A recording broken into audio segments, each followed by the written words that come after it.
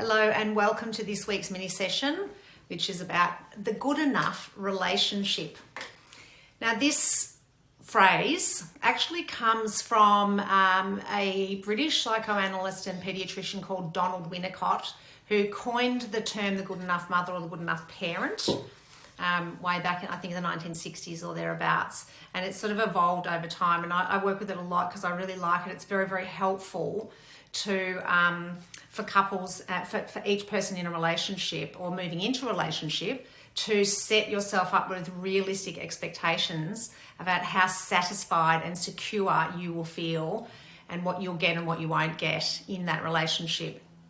So the important thing to say about this is that the good enough relationship is built on both people most of the time feeling mostly satisfied and mostly secure in the relationship, both of you.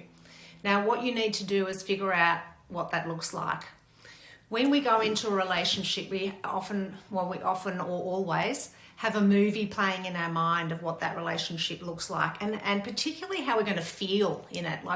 There's a sensing experience when we're in our idealized mind, and then when as the relationship progresses and we start to notice that, I'm not being treated how I thought I would be, or we're not as connected, or we're too connected, or we spend too much time together or too much time apart, or this person has these, tendencies and traits that I didn't know about, I don't like them. All of those obstacles and differences that pop up along the way, when we start to focus on them, make us focus on the relationship being not good enough, not right, etc., etc. And we can really go down a very dark, deep hole with that. So this approach is not to accept anything that is, deeply dissatisfying or unacceptable. This is the opposite of that. This is more about you focusing on the things about each other that you really enjoy, focusing on the things about the relationship that create a sense of security and safety.